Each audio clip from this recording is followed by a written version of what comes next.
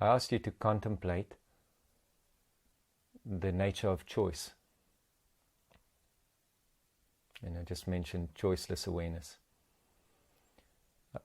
In asking you to contemplate the nature of choice, I was hoping that you would consider where it arises from, what gives rise to choice. When there's a situation where I seem to have two options, many options, people will often come to a person whom they give authority to, or they seek guidance from, and they'll say, "Can you help me to make the right choice?" Now, there are many ways of approaching this. I'm not saying there's only one way. But they'll ask for guidance as far as the choice is concerned, and then they will proceed to reflect on the choice and the implications of choice.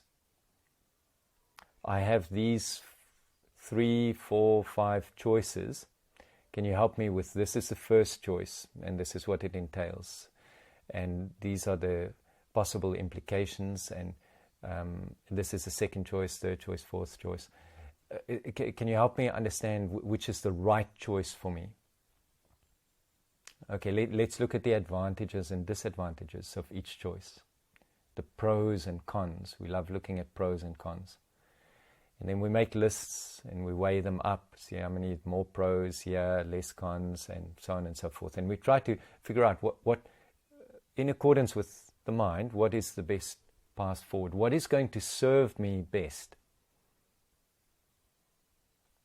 And so I asked you, what is the nature of choice? Instead of looking at choice, at the actual choice, the expression of choice, what drives choice? When do you ask, what is the right thing to do?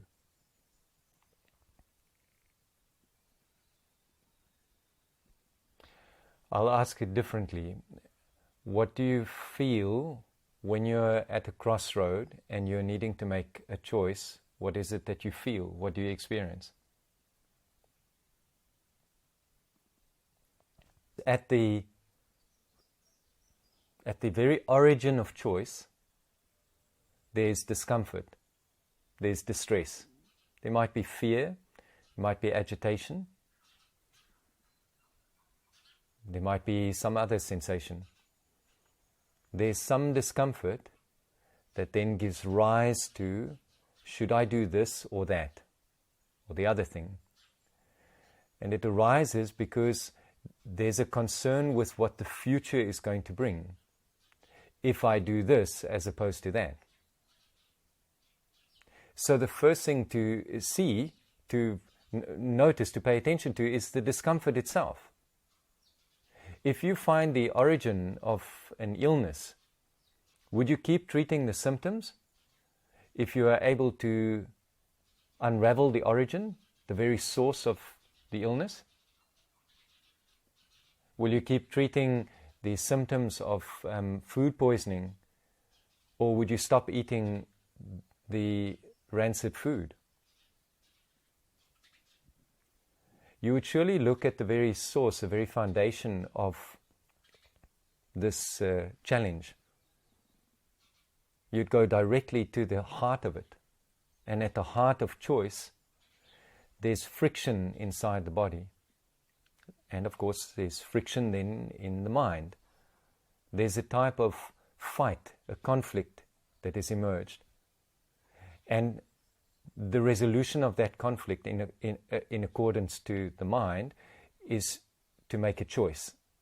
And not only any choice, the right choice. Sometimes you find yourself lingering in choice for weeks, sometimes months, and quite honestly, sometimes years. I find people are still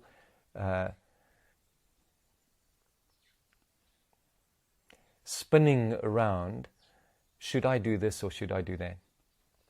I'm not sure if it's the right thing to do. And a lot of their life passes still spinning in this choice, not recognizing that at the heart of it there's conflict inside this mind, inside this body. And if I resolve the conflict, if I take the attention to sit with to be with the conflict. Of course, the conflict harmonizes as everything else does. It starts to move through its natural cycle of coming to be and ceasing to be, expressing completely and dissipating entirely, harmonizing with the whole. The moment it harmonizes with the whole, choice ceases to exist. Now there's either stillness or there's immediate movement. The immediate movement isn't a choice. It could perhaps be described as the most obvious thing that I could do. It just seems like such an obvious thing to do now. Before it didn't seem so obvious. Now it seems absolutely obvious. There's no discussion about it. There's no pondering it as a choice. There's just movement. So we've gone from conflict, giving rise to choice, appearing as though this is movement, but really it's just an escape from the conflict, which will then perpetuate into the next moment. And the next moment will be reflecting on the previous, saying, what if I made the other choice? When we choose out of conflict, we're always reflecting on the other choice. I wonder if I had chosen that, where my life would have gone. If I had said yes instead of no, what would have happened to the relationship? If I had done this instead of that, maybe something else. I must just keep this in mind for next time. Next time I must make a better choice. Just consider making a better choice.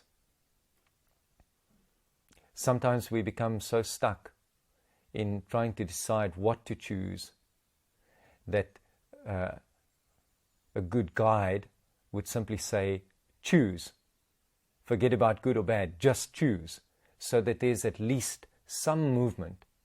Human beings can become very static, very trapped in choice, in the right thing, fear of doing the wrong thing. And sometimes it's more important then to just move and experience. Move and have some feedback, see a different perspective of this conflicted mind, and then go deeper into it. Have a look at this, consider it, look at it in your life, test it. Please don't accept it as any type of gospel from me.